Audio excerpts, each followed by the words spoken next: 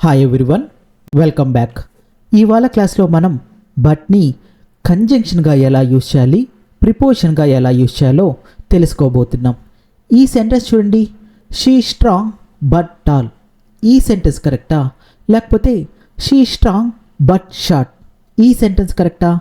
అందరూ ఏమని అనుకుంటారంటే, చూడండి, స్ట్రాంగ్గా ఉందంటే టాల్గా ఉండాలి అనుకుంటారు. ఎప్పుడైతే అలా లేదో అప్పుడు మనం ఏమంటాం, అరే ఆమె స్ట్రాంగ్గా ఉంది కానీ షార్ట్గా ఉంది అని అంటాం కదా. అప్పుడు షీ స్ట్రాంగ్ బట్ షార్ట్ అనేది కరెక్టే. మరి షీ స్ట్రాంగ్ బట్ టాల్ అని అంటామా? నిజానికి అనొచ్చు. బట్ని కేవలం రెండు ఆపోజిట్ వర్డ్స్ని కనెక్ట్ చేయడానికి కాదు, రెండు కాంట్రాడిక్టరీ వర్డ్స్ని లేదా కాంట్రాడిక్టరీ స్టేట్మెంట్స్ని కనెక్ట్ చేయడానికి యూజ్ చేయొచ్చు. ఎప్పుడైతే మనకు ఒకటి ఇంకొక దానికి కాంట్రాడిక్ట్ చేస్తుంది అని అనిపిస్తుందో. ఓకేనా? చూడండి, ఒక డైరెక్టర్కి ఒక పర్సన్ కావాలి. ఆమె ఎలా ఉండాలంటే స్ట్రాంగ్గా ఉండాలి కానీ షార్ట్గా ఉండాలి. ఓకేనా? ఒక బ్రూస్లీ లాగా. బ్రూస్లీ స్ట్రాంగ్గా ఉంటాడు కానీ షార్ట్గా ఉంటాడు కదా, అలాంటి పర్సన్ కావాలి. కానీ డైరెక్టర్ కోసం ఒక అతను తెచ్చిన ఆమె ఎలా ఉందంటే స్ట్రాంగ్గా ఉంది కానీ టాల్గా ఉంది. డైరెక్టర్కి ఎలా ఉండాలి? స్ట్రాంగ్గా ఉండాలి కానీ షార్ట్గా ఉండాలి. కాబట్టి డైరెక్టర్ ఏమంటాడు, ఆమె స్ట్రాంగ్గా ఉంది కానీ షార్ట్గా ఉంది, ఇంకొకరిని చూడు అని అంటారు కదా. అది ఎలా చెప్తారు? She strong but tall, find another girl. ఆమె స్ట్రాంగ్గా ఉంది కానీ టాల్గా ఉంది. సో ఇలాగా ఎప్పుడైతే మీరు ఒకటి ఇంకొక దాన్ని కాంట్రాడిక్ట్ చేస్తుంది అని అనిపిస్తుందో అప్పుడు ప్రతిసారి బట్ని యూజ్ చేయొచ్చు. అంతేకాని ఇక్కడ ఉన్నవాడికి ఎప్పుడు ఆపోజిట్లో ఉండాల్సిన అవసరం లేదు. ఓకేనా? అయితే ఈ సెంటెన్స్ చూడండి, everyone but them is attending the wedding. అదేంటి? మనం జనరల్గా చాలామంది ఏమంటారు, everyone but they are attending the wedding అని అంటారు కదా, దే ఆర్ అంటారు. కానీ ఎందుకని దెమ్ ఈజ్ అని యూజ్ చేశాను?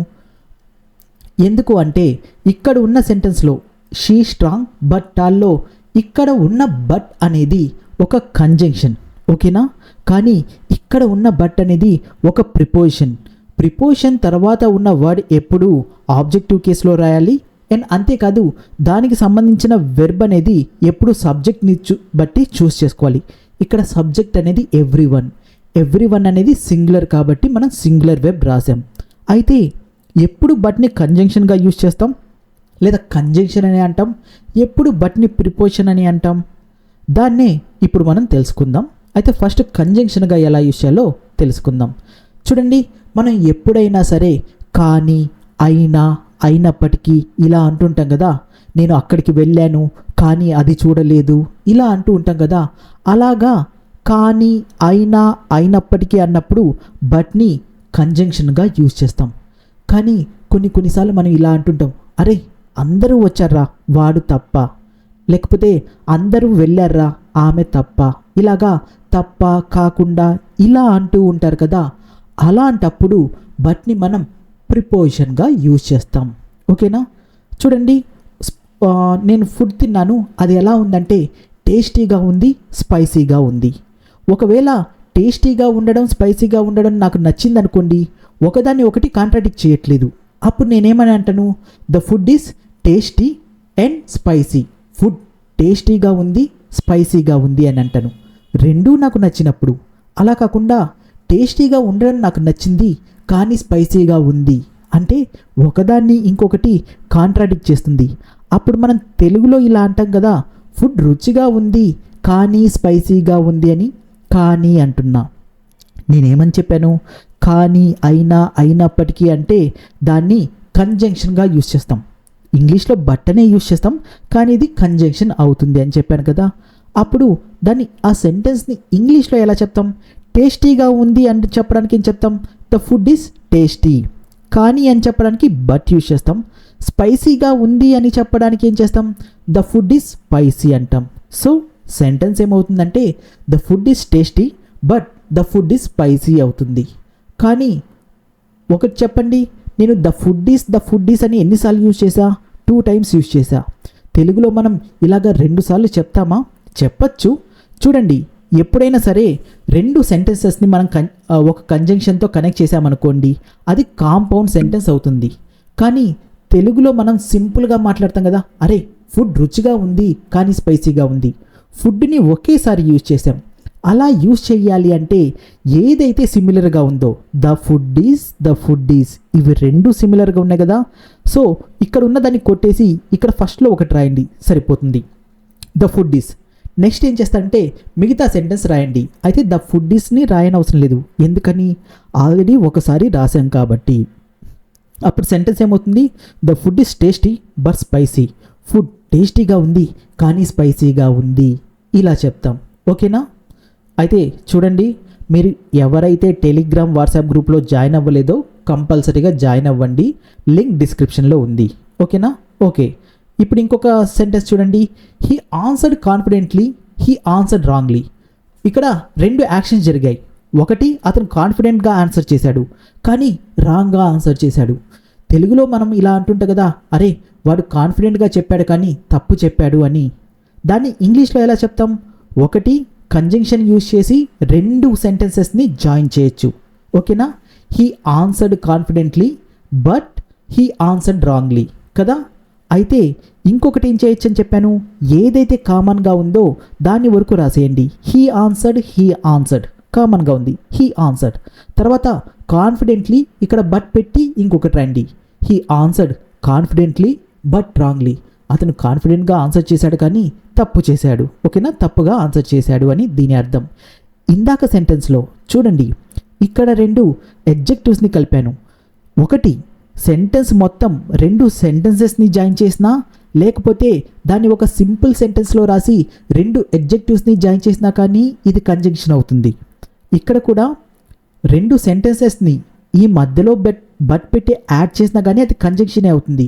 కాకపోతే ఆ సెంటెన్స్ ఏమవుతుంది, కాంపౌండ్ సెంటెన్స్ అవుతుంది. లేదా దాన్ని సింపుల్ సెంటెన్స్లో రాసి రెండు యాడ్వర్బ్స్ని కనెక్ట్ చేసినా కానీ ఇది ఒక కంజంక్షనే అవుతుంది, బట్ అనేది. ఓకేనా? ఈ సెంటెన్స్ చూడండి, హీ అగ్రీడ్ ఇనీషియల్లీ, తను ఇనీషియల్గా అగ్రీ చేశాడు, but he changed his mind later, కానీ తను తన మైండ్ని తర్వాత చేంజ్ చేసుకున్నాడు. మరి ఇక్కడ కామన్గా రాసాం హీ ఆన్సర్డ్ అని. అలా కామన్గా రాయడానికి సబ్జెక్ట్ వెర్బ్ ఈక్వల్గా ఉన్నాయా? He agreed, he change, verb మారిపోయింది. మరి ఏం చేస్తాం? ఈ సెంటెన్స్ని ఇంతే రాస్తామా? కాదు, దీన్ని కూడా సింపుల్ సెంటెన్స్లోకి రాయొచ్చు. ఏం చేయాలంటే కామన్గా ఏముంది రెండిట్లో, హీ కదా, హీ ఒక్కటని పెడితే సరిపోతుంది ఫస్ట్లో ఉన్నది. దీన్ని తీసేయండి, అప్పుడు అదేమవుతుంది, he agreed initially but changed his mind later. ఎప్పుడు అతనే అగ్రీ చేసి అతనే తన మైండ్ చేంజ్ చేసుకుంటే. కానీ ఒక్కొక్కసారి మనం ఇలా చెప్తుంటాం కదా, అరే వాడు ఇనీషియల్గా ఒప్పుకున్నాడు కానీ ఆమె వాడి మైండ్ చేంజ్ చేసింది అని. ఆమె అంటే ఇక్కడ హీ, ఇక్కడ షీ వచ్చింది. అప్పుడు he agreed initially but she changed his mind later. అప్పుడు హీ షీ పెట్టాలి, అక్కడ కామన్ తీయకూడదు.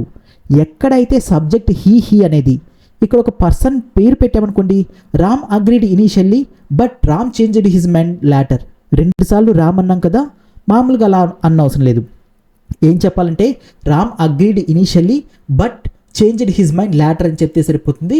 లేదా but he changed his mind later అని పెట్టినా కానీ కరెక్టే. కాకపోతే ఎక్కువసార్లు మనం ఒకే దాన్ని రిపీట్ చేయకూడదు, ఇంగ్లీష్లో అయినా తెలుగులో అయినా కానీ. ఓకేనా? కాబట్టి ఇక్కడ రెండు హీలు ఉన్నాయి కాబట్టి ఒకటి పెడితే సరిపోతుంది. ఓకేనా? ఈ సెంటెన్స్ చూడండి, అయితే ఇక్కడ ఏం చేశాను, ఇక్కడ సింపుల్ పాస్ట్లో ఉంది, సింపుల్ పాస్ట్లో ఉంది. రెండు సింపుల్ పాస్ట్ వెర్బ్లని నేను బట్ అనే కంజంక్షన్తో జాయిన్ చేశాను. అయితే కేవలం రెండు టెన్స్లు రెండు వెబ్స్ ఒకే టెన్స్లో ఉండాలి అన్న అవసరం లేదు. ఇది ఒక టెన్స్లో ఉండొచ్చు, ఇది ఇంకొక టెన్స్లో ఉండొచ్చు. అప్పుడు కూడా మనం బట్తో జాయిన్ చేస్తాం. ఈ సెంటెన్స్ చూడండి, హీ ప్రామిస్ టు హెల్ప్, అతను హెల్ప్ చేస్తానని ప్రామిస్ చేశాడు, simple past. But he hasn't help till now, కానీ అతను ఇప్పటి వరకు హెల్ప్ చేయలేదు. ఓకేనా? అంటే ఇదేమో ప్రజెంట్ పర్ఫెక్ట్లో ఉంది, ఇదేమో సింపుల్ పాస్ట్లో ఉంది. ఈ రెండింటిని కూడా జాయిన్ చేయొచ్చు. అయితే ఇక్కడ సేమ్గా ఉంది ఏంటి, సబ్జెక్ట్ ప్లస్ వెర్బా, ఓన్లీ సబ్జెక్టా? హీ మాత్రమే సేమ్గా ఉంది. అప్పుడు ఒక హీనే రాయండి, అప్పుడు అదేమవుతుంది, he promise to help but hasn't help till now. ఇక్కడ కూడా సబ్జెక్ట్ పెట్టాల్సిన అవసరం లేదు. చూసారా, సింపుల్ పాస్ట్ని ప్రజెంట్ పర్ఫెక్ట్ని జాయిన్ చేశారు. ఇలాగా రెండు వేరు వేరు టెన్స్లని కూడా కంజంక్షన్తో జాయిన్ చేయొచ్చు. ఇక్కడ జాయిన్ చేసింది వేటిని, వెర్బ్ ఫ్రేజ్ని, ఇక్కడ వెర్బ్ ఫ్రేజ్ని, ఇక్కడ వెర్బ్ ఫ్రేజ్ని జాయిన్ చేసింది. ఓకేనా. బట్ అనే కంజంక్షన్, ఈ అన్ని చోట్ల బట్ అనేది కంజంక్షనే. ఓకేనా. అయితే ఈ సెంటెన్స్ చూడండి, ఎవ్రీ వన్ వర్క్స్ హార్డ్. దాని అర్థం ఏంటి, ప్రతి ఒక్కళ్ళు కష్టపడి పని చేస్తారు. హీ డజంట్ వర్క్ హార్డ్, అతను కష్టపడి పని చెయ్యడు. అయితే మనం తెలుగులో ఇలా చెప్తూ ఉంటాం కదా, అరే అందరూ కష్టపడి పని చేస్తాడు కానీ అతను కష్టపడి పని చెయ్యడు అని. అంటే రెండు క్లాజెస్ని నేను కంబైన్ చేస్తున్నాను. అప్పుడు ఎలా చెప్తాం, ఏమని చెప్పా, రెండు క్లాజెస్ తీసుకోండి, మధ్యలో బట్ పెట్టండి, సరిపోతుంది. Every one works hard but he doesn't work hard కదా.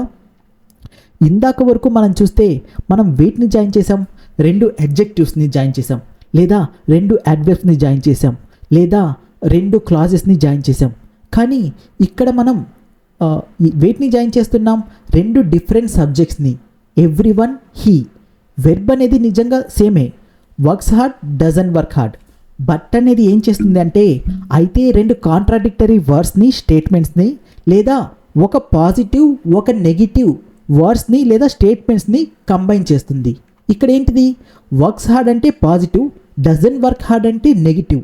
పాజిటివ్ని నెగిటివ్ని కనెక్ట్ చేస్తుంది. అంటే నిజానికి వెర్బ్ ఫ్రేజ్ అనేది సేమే, ఒకటి పాజిటివ్ ఒకటి నెగిటివ్. కానీ ఇక్కడ డిఫరెంట్గా ఉంది ఏంటి, సబ్జెక్ట్స్. ఇక్కడ ఎవ్రీ వన్ వచ్చింది, ఇక్కడ హీ వచ్చింది. ఒకసారి నేను మీకు ప్రీవియస్ వాటిని చూపిస్తాను. హీ సేమే, సబ్జెక్ట్ సేమ్ వచ్చాయి. హీ ఇక్కడ సబ్జెక్ట్ సేమే. ఇందాక మనం అన్ని చూసినాం, ద ఫుడ్ ప్రతి చోట సబ్జెక్ట్ అనేది సేమ్గా ఉంది. అయితే అడ్జెక్టివ్స్ కానీ యాడ్వర్బ్స్ కానీ లేకపోతే రెండు క్లాజెస్ని కానీ మనం జాయిన్ చేసాం. కాకపోతే ఇప్పుడు ఏం చేయబోతున్నామంటే రెండు వేరు వేరు సబ్జెక్ట్స్ని జాయిన్ చేయబోతున్నాం. ఇలా జాయిన్ చేయాలంటే మనకి 2 ఆప్షన్స్ ఉంటాయి. ఒకటి, రెండు క్లాజెస్ని రాయండి, మధ్యలో బట్ పెట్టండి. ఇక్కడ రాసినట్లు every one works hard but he doesn't work hard. ప్రతి ఒక్కళ్ళు కష్టపడి పని చేస్తాడు కానీ అతను కష్టపడి పని చేయడు. పాస్ట్లో అయితే every one worked hard but he didn't work hard. ప్రతి ఒక్కళ్ళు కష్టపడి పని చేశారు కానీ అతను కష్టపడి పని చేయలేదు. ఫ్యూచర్లో అయితే విల్ పెట్టండి. అయితే ఇక్కడ మనకి ఇంకొక ఆప్షన్ కూడా ఉంది. ఇందాక వాటిలో సేమ్ అయింది, సబ్జెక్ట్ అయితే సబ్జెక్ట్ని కామన్ తీసాం. అలా కాకుండా యాడ్వర్బ్ అయితే యాడ్వర్బ్ని కామన్ తీసాం. అలా చేసాం కదా. ఇక్కడ ఏం చేస్తారంటే వెర్బ్ కామన్గా ఉంది కాబట్టి దీన్ని ఒకటి రాస్తే సరిపోతుంది, సబ్జెక్ట్ని మాత్రం మార్చి రాయొచ్చు. ఎలా అంటే చూడండి, మనం దీన్ని తెలుగులో ఇలా చెప్తూ ఉంటాం కదా, అరే అతను తప్ప అందరూ కష్టపడి పనిచేస్తారు అని. అతను తప్ప అందరూ కష్టపడి పనిచేస్తారు. అందరూ కష్టపడి పని చేస్తారు అంటే ఏం చెప్తాం, ఎవ్రీ వన్ వర్క్స్ హార్డ్ కదా. ఫస్ట్ క్లాస్ తీసుకోండి. నెక్స్ట్ ఏం చేస్తారంటే డజంట్ వర్క్ హార్డ్ని ఏం చేస్తారంటే బట్ పెట్టేసి హీని కాస్త ఆబ్జెక్టివ్ కేసులో రాయండి. But him, every one but him works hard. దీని అర్థం ఏంటంటే అరే అతను తప్ప ప్రతి ఒక్కళ్ళు పని చేస్తారు అని. అతను తప్ప. నేను ఫస్ట్లోనే చెప్పాను కదా, బట్ని ఎప్పుడైతే కానీ, అయినా, అయినప్పటికీ అన్న మీనింగ్లో యూజ్ చేస్తామో అది కంజంక్షన్ అవుతుంది. ఎప్పుడైతే అతను తప్ప, ఆమె తప్ప, అతను కాకుండా అని యూజ్ చేస్తామో అది ప్రిపోజిషన్ అవుతుంది. ఇక్కడ బట్ ఏమైందంటే ప్రిపోజిషన్ అయింది. అందుకనే ఎవ్రీ వన్ బట్ హీ అనట్లేదు, ఎవ్రీ వన్ బట్ హిమ్ అంటున్నా. ఎందుకని, ప్రిపోజిషన్ తర్వాత మనం ఎప్పుడైనా ఆబ్జెక్టివ్ కేస్ని యూజ్ చేస్తాం. చూడండి, ఫర్ మీ అంటామా, ఫర్ ఐ అంటామా, ఫర్ మీ అంటాం, ఫర్ హిమ్ అంటాం. ఎందుకని, ఫర్ అనేది ఒక ప్రిపోజిషన్ కాబట్టి. ఇక్కడ కూడా బట్ అనేది ప్రిపోజిషన్ కాబట్టి బట్ తర్వాత ఆబ్జెక్టివ్ కేస్ రాయాలి. దాని తర్వాత ఇది ఆబ్జెక్టివ్ కేస్ అంటే ఆబ్జెక్ట్కి మనం వెర్బ్ పెట్టాం, సబ్జెక్ట్కి పెడతాం. ఇక్కడ సబ్జెక్ట్ ఏంటి, ఎవ్రీ వన్ అనేది సింగులర్ కాబట్టి సింగులర్ వెర్బ్ పెట్టాలి, వర్క్స్ అని. అర్థమైందా? చూడండి, నేను దీన్ని ఇలా తీసేస్తే ఎవ్రీ వన్ వర్క్స్ హార్డ్. అయితే మధ్యలో ఏం చేశాను, నేను ఒక ప్రిపోజిషనల్ ఫ్రేజ్ పెట్టాను. అదేంటి, బట్ హిమ్ అంటే అతను తప్ప అందరూ కష్టపడి పని చేస్తారు. ఇదే బట్ హిమ్ని నేను సెంటెన్స్ చివరిలో కూడా పెట్టచ్చు. Every one works hard but him, అందరూ కష్టపడి పని చేస్తారు అతను తప్ప. లేదా ముందు పెడతాం, అతను తప్ప అందరూ కష్టపడి పని చేస్తారు, every one but him works hard. లేదా every one works hard but him, అందరూ కష్టపడి పని చేస్తారు అతను తప్ప. ఇలాగా ప్రిపోజిషనల్ ఫ్రేజ్ని సెంటెన్స్ మధ్యలో అయినా పెట్టచ్చు, చివర్లో అయినా పెట్టచ్చు. ఓకేనా? All were absent but she was not absent. దీని అర్థం ఏంటి? ఆల్ వర్ ఆబ్సెంట్, ప్రతి ఒక్కళ్ళు ఆబ్సెంట్ అయ్యారు. But she was not absent, కానీ ఆమె ఆబ్సెంట్ కాలేదు. అయితే ఇక్కడ నేను బట్ని ఎలా యూజ్ చేశాను? కంజంక్షన్గా యూజ్ చేశాను. అండ్ ఇంకొకటి గుర్తుపెట్టుకోండి, ఎప్పుడైతే మనం రెండు క్లాజెస్ని ఒక కంజంక్షన్తో యూజ్ చేస్తామో, ఒక క్లాజ్ అయిపోయిన తర్వాత కామా పెట్టి కంజంక్షన్ యూజ్ చేస్తాం. ఓకేనా? అలా కాకుండా వర్డ్స్ అయితే కనుక కంజంక్షన్ యూజ్ చేయని అవసరం లేదు. నేనేమని చెప్పా?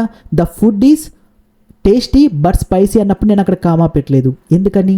టేస్టీ, స్పైసీ అనేటివి రెండు ఎడ్జెక్టివ్స్ అయినా, యాడ్వర్బ్స్ అయినా, వెబ్స్ అయినా కానీ కామా పెట్టాల్సిన అవసరం లేదు. ఎప్పుడైతే రెండు క్లాజెస్ని కనెక్ట్ చేస్తున్నారో అప్పుడు కంజంక్షన్ యూజ్ చేస్తే ఫస్ట్ క్లాస్ తర్వాత కామా పెట్టి తర్వాత బట్ని కంజంక్షన్ని రాయాలి. అయితే నేనేమని చెప్పాను? దీన్ని ఇక్కడ ఆల్, ఇక్కడ షీ రెండు వేరు సబ్జెక్ట్స్. ఎప్పుడైతే మనం రెండు వేరు సబ్జెక్ట్స్ని జాయిన్ చేస్తున్నామో బట్ పెట్టి, మనకి ఇంకొక ఆప్షన్ ఉంటుంది. ఏంటి? బట్ని కంజంక్షన్గా కాకుండా ప్రిపోజిషన్గా యూజ్ చేయడం. దానికి ఏం చేస్తాం? ఏమని చెప్పా? ఫస్ట్ క్లాస్ తీసుకోండి, ఆల్ వర్ ఆబ్సెంట్. దాంట్లో బట్ షీ వాజ్ నాట్ కాకుండా, ఎందుకని బట్ అంటేనే నెగిటివ్ సెంటెన్స్ని జాయిన్ చేస్తున్నాం కాబట్టి బట్ షీ అని కాకుండా బట్ హర్ అని రాయండి. All but her were absent. లేదా దీన్ని ఎలా చెప్పచ్చు? All were absent but her, లేదా all were absent but not her, ఇలా కూడా చెప్పచ్చు. ఓకేనా? సో ఇలాగా బట్ని ఎప్పుడైతే రెండు వేరు సబ్జెక్ట్స్ని జాయిన్ చేసి ఒక సబ్జెక్ట్ తర్వాత బట్ని యూజ్ చేస్తామో అప్పుడు తప్ప అనే అర్థం వస్తుంది. బట్ తర్వాత మనం ఆబ్జెక్టివ్ కేస్ రాయాలి, అప్పుడు అది ప్రిపోజిషన్ అవుతుంది. అయితే మీరు గుర్తుపెట్టుకోవాల్సిన విషయం ఏంటంటే, neither the students not the teacher is ready అంటామా, ఆర్ రెడీ అంటామా? నేను ఆల్రెడీ మీకు లాస్ట్ క్లాస్లో చెప్పాను. ఎప్పుడైతే నెయిదర్ నార్ కానీ ఎయిదర్ ఆర్ కానీ ఇలాంటి కంజంక్షన్ని యూజ్ చేస్తామో, ఏది అయితే చూడండి వెబ్కి దగ్గరగా సబ్జెక్ట్ ఉంటుందో, ఈజ్ కానీ ఆర్ కానీ ఇక్కడ వెబ్ పెట్టాలి కదా. వెబ్కి దగ్గరగా ఉన్న సబ్జెక్ట్ ఏంటి? The teacher. ద టీచర్ అనేది సింగులర్ కాబట్టి మీరు ద స్టూడెంట్స్ని చూడకూడదు. కంజంక్షన్ని ఎప్పుడు యూజ్ చేస్తున్నామో వెబ్కి దగ్గరలో ఉన్న సబ్జెక్ట్ని చూడాలి. వెబ్కి దగ్గరలో ఉన్న సబ్జెక్ట్ ద టీచర్ అనేది సింగులర్ కాబట్టి ఇక్కడ సింగులర్ వెబ్ పెట్టాలి. Neither the students not the teacher is ready.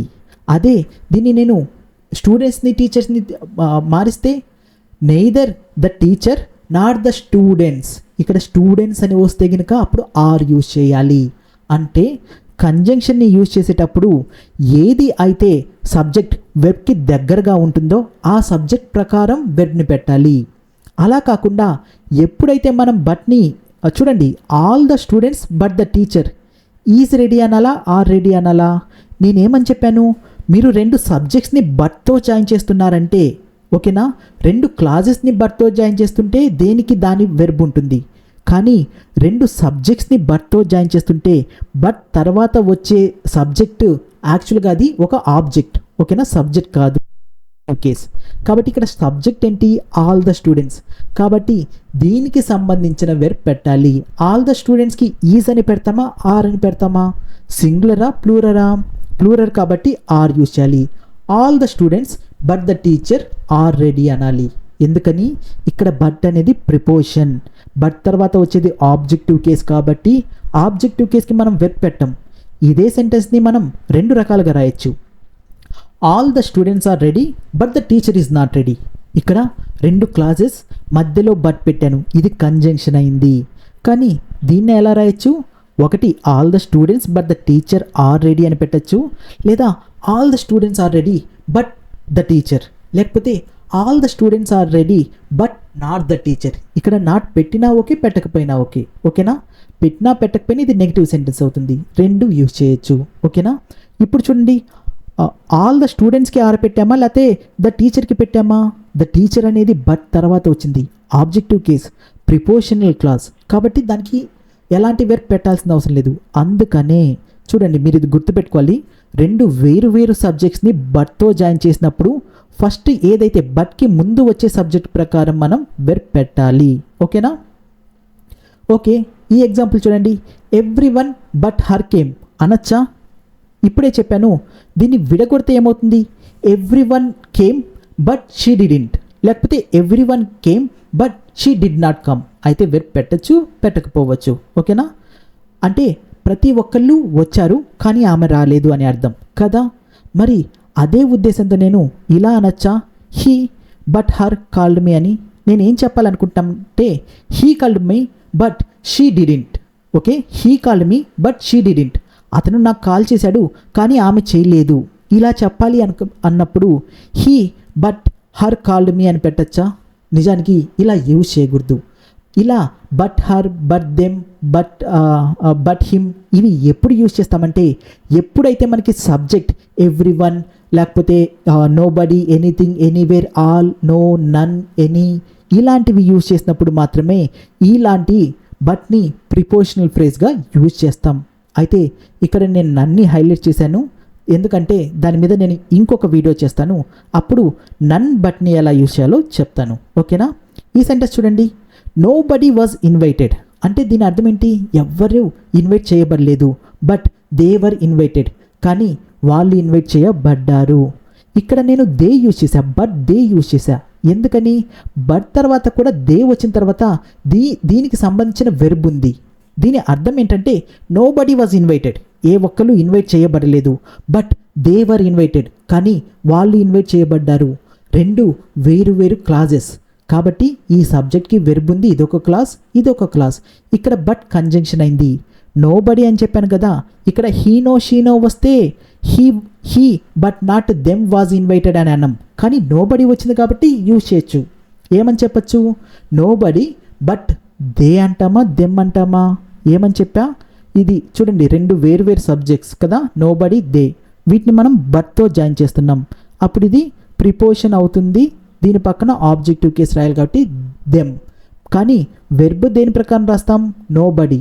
Nobody అనేది సింగులర్ కదా, నోబడీ ఈజ్ అంటామా, నోబడీ ఆర్ అంటామా? ఈజ్ అంటాం. పాస్ట్లో అయితే వాజ్ అంటాం. కాబట్టి nobody but them was invited. దీని అర్థం ఏంటి? నోబడీ వాజ్ ఇన్వైటెడ్, ఏ ఒక్కరూ ఇన్వైట్ చేయబడలేదు, వాళ్ళు తప్ప అని అర్థం. వాళ్ళు తప్ప. తప్ప అంటే ప్రిపోజిషన్. లేదా దీన్ని ఎలా చెప్పచ్చు?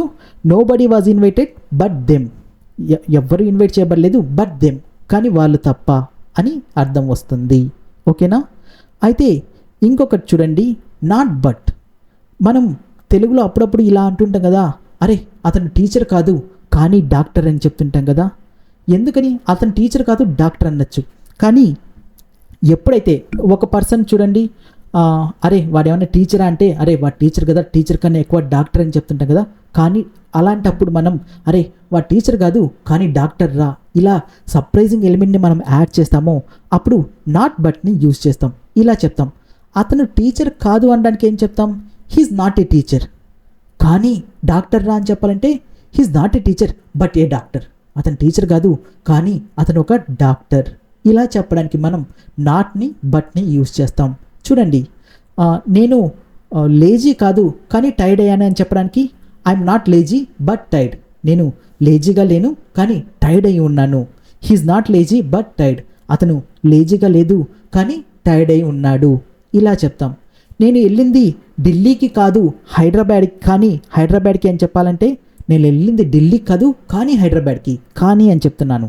కానీ అని చెప్పలేకుండా చెప్పాలంటే డైరెక్ట్గా I'm not lazy, I'm tired అని చెప్పచ్చు. నేను లేజీగా లేను, నేను టైర్డ్గా ఉన్నాను అని. కానీ ఎందుకని రెండుసార్లు యూజ్ చేయడం? ఒకటి ఇంకో దానికి కాంట్రాడిక్ట్ చేస్తుంది కదా. బట్ యూజ్ చేయండి. I'm not lazy but tired. నేను లేజీగా లేను కానీ టైర్డ్గా ఉన్నాను. అలాగే నేను వెళ్ళింది ఢిల్లీకి కాదు కానీ హైదరాబాద్కి అని చెప్పాలంటే మామూలుగా నేను వెళ్ళింది ఢిల్లీకి కాదు అంటే I went not to Delhi but to Hyderabad. నేను వెళ్ళింది I went not to Delhi, నేను వెళ్ళింది ఢిల్లీకి కాదు బట్ టు హైదరాబాద్, కానీ హైదరాబాద్కి. ఇలాగా నాట్ బట్ని కూడా యూజ్ చేస్తాము. ఓకేనా? నెక్స్ట్ క్లాస్లో నేను మీకు ఇంకొక కంజంక్షన్ గురించి క్లాస్ తీసుకుంటాను. ఈ వీడియో మీకు నచ్చితే లైక్ చేయడం, షేర్ చేయడం, సబ్స్క్రైబ్ చేయడం మాత్రం మర్చిపోకండి. Thank you.